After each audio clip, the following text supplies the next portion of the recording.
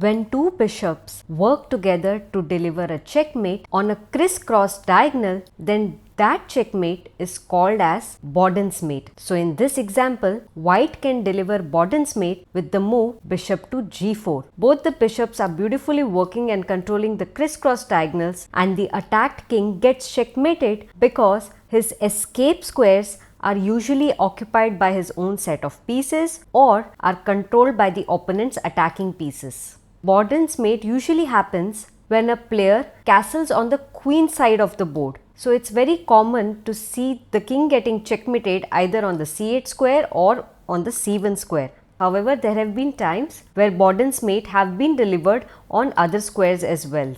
Usually this type of checkmate will involve a sacrifice which will open up one of the diagonals for the bishop to deliver the checkmate. So do not expect such a simple, easy looking position to arrive on the board, because in an actual game the position might look something like this. Whoa, everything looks complicated. And this is the game from where this checkmate got its name. So this game was played between Skulder and Samuel Boden. Boden was playing with the black pieces, and here both the players had an equal position until Boden's opponent Skulder made a mistake. It was white's turn in the game, and he made the mistake of castling his king to the queen side. Now you'll ask me, why is this a mistake? Well, if you carefully see, black's light squared bishop is beautifully controlling this diagonal. Black's dark squared bishop is currently undeveloped but can jump on this side of the board to attack the white king. So what are the pieces that are coming in the way? First is his own pawn, and second is this pawn over here which controls this square. So in order to eliminate both of these pawns, Boden came up with a brilliant plan. He played d5. First of all, the idea of moving this pawn up is to clear the way for this dark squared bishop. Now, of course, it looks like that he is offering a pawn for free, but this is a poisoned pawn, because if you are not careful and go on capturing this pawn, then you might end up losing the game, and that is what exactly happened in the game. His opponent Skulder captured the pawn with his bishop, but that was a huge mistake, because that allowed Boden to come up with a brilliant sacrifice, and that was queen takes c3 check. Now why is he sacrificing his queen over here? Well, one pawn he already got rid of. The other pawn which was getting in the way of the checkmate was this b2 pawn. So in order to eliminate this pawn from the square, Boden sacrificed his queen on the c3 square. Now obviously the king has no place to go because the bishop is controlling these squares. So Skulder was forced to take this queen with a pawn, and now since this pawn has moved, Boden delivered checkmate to his opponent with the move bishop to a3. So you see, both these bishops have worked beautifully in order to deliver the mate, and as we can see over here, the escape squares of the white king are either being occupied by his own army pieces or being controlled by the black's light squared bishop. This game was played in 1853, and it became so popular that people decided to give this kind of a checkmate pattern as Boden's mate. But does this mean that such a checkmating pattern was played for the first time in the history of chess? Well, no. Actually, the first time such a checkmate was delivered in the year 1844 in a game which was played between Bernhard Horwitz and Poppert. So here is a very interesting position on the board. Black's army looks completely dominating on white's king, and here Poppert comes up with a very good plan. He plays bishop to b8, allowing white to capture this pawn, after which white would easily go down in material. Well, the idea was after rook captures pawn, black can win material with queen takes bishop check, queen takes queen, and now rook takes queen check, king takes rook. And now because the king has come up on the same diagonal as this bishop, black can now play c6, attacking the rook and revealing a discovered check on the white's king. King moves to g2, and now the rook is gone. Black would be up in material and can now easily win the game. So that was the plan. But in the game, this didn't happen. So after bishop to b8 and rook captures pawn, instead of capturing this bishop and winning some free material and getting into an advantageous position, black completely missed on this tactic and ended up playing c6 right away. This move just opened up the diagonal for this dark squared bishop over here, Black's king doesn't have any other escape squares because they are currently occupied by his own set of pieces. White's light squared bishop is ready to jump on this diagonal. So, putting all of this information together, Bernhard Horwitz came up with a good plan. He first played rook to h5, attacking Black's queen. Also looks like that he is offering a free rook over here. Black thought it's completely safe to capture the rook, so he went ahead with his plan, but that move quickly finished off his game. Why? Because this bishop is ready to jump over here and deliver a checkmate. All white needs to do is find a way to get rid of this pawn, which is the defender of this pawn.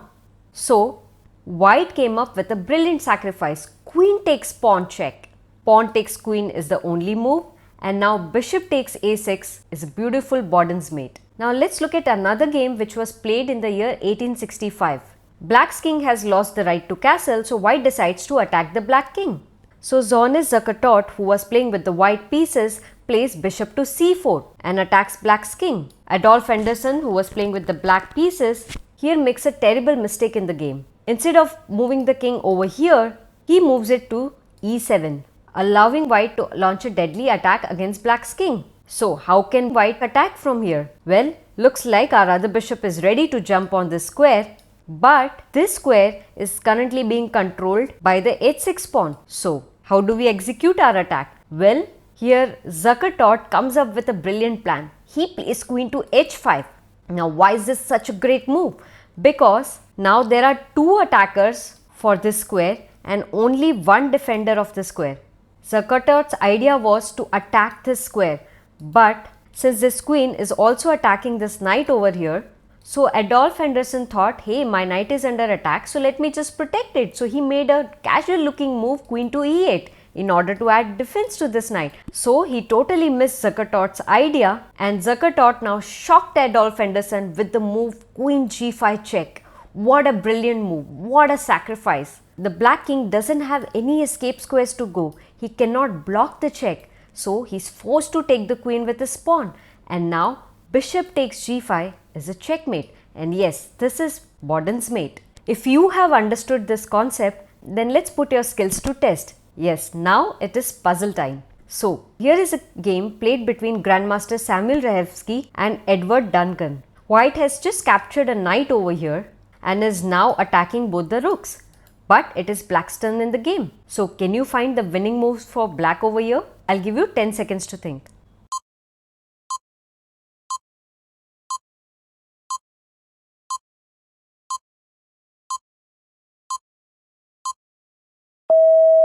So the winning move over here is rook takes c3 check. We are prepping up to deliver the Boden's mate. Pawn takes rook is forced, and now bishop to a3 is a beautiful checkmate. The king has no escape squares. Let's move on to puzzle number 2. This beautiful game was played between Oscar Balk and Richard James Barnes. Looks like a very normal position here, but white's king is still in the center of the board, and this bishop is beautifully controlling this diagonal, not allowing the white king to easily castle. And here in this situation, white plays c3, which looks like a very normal move. But if you know the Boden's mate, then you can easily get into a winning position from here onwards. So what is the winning move for Black over here?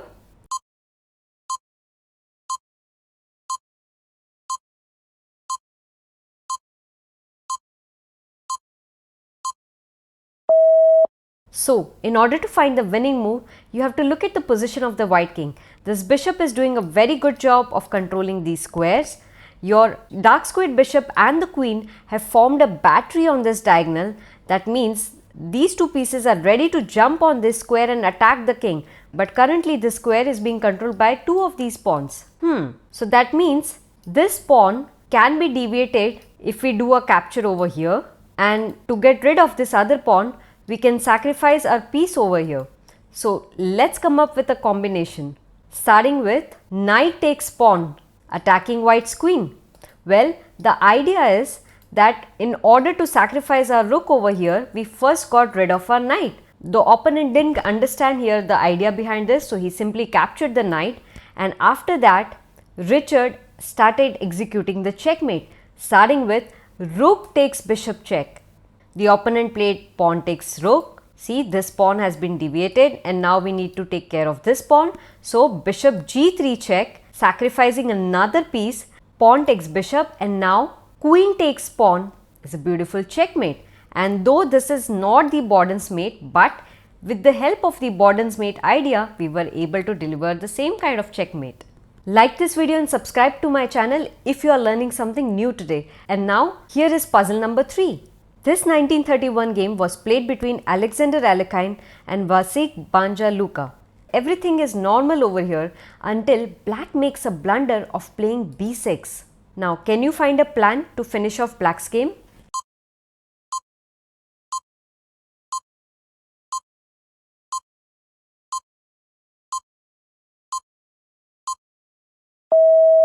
Well, the winning move over here is queen takes pawn check, pawn takes queen, and now bishop g6 is a beautiful checkmate. The king cannot escape anywhere. Here is the fourth puzzle. Here it was black's turn to play, and as you can see, black's bishop is under attack. And here black was thinking that although the pawn is attacking the bishop, but he cannot really capture, because if he captures then white will lose the rook over here. So instead of worrying about this bishop, black happily castled on the queen side, but that move was a blunder. How can you launch a crushing attack on black?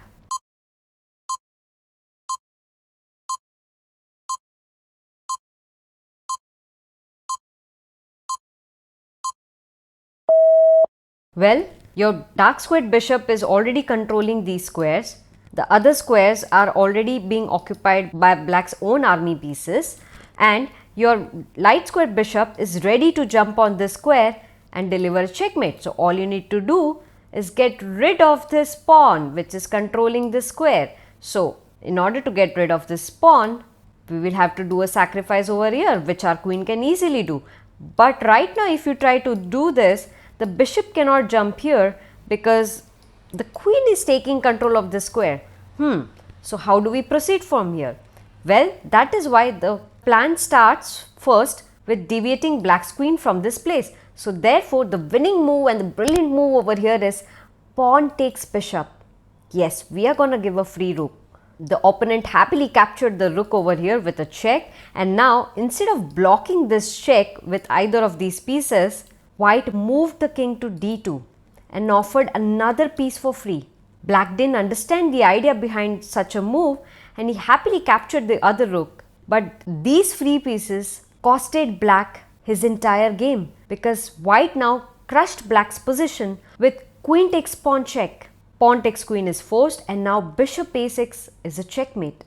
Moving on to the last puzzle. Elyashov was playing with the white pieces and he saw that black's king still is in the center of the board. All of these diagonals are open. There has to be some kind of attack which can be done. So he started the attack with queen to h5 check. Black's king is under attack, so he moved the king to f8. And now he gets his bishop out to c4 in order to deliver scholar's mate over here. The opponent defended with the move queen to e8, offering a trade of queens over here. But instead of going for this trade, Elyashov came with a brilliant plan. He saw that his light squared bishop is already controlling this diagonal.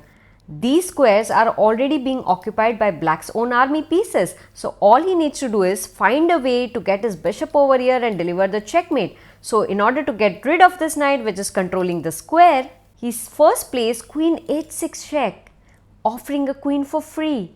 Knight takes queen is forced and now bishop takes knight is a beautiful checkmate. Do not forget to like my video, and now let's quickly move on to the question of the day. Black has just made the mistake of moving this pawn over here, and Bruce Pandolfini, who was playing with the white pieces over here, did not miss the opportunity of winning this game. So can you tell me what move did he play in the game? Let me know your answers in the comments box and I'll see you in the next video.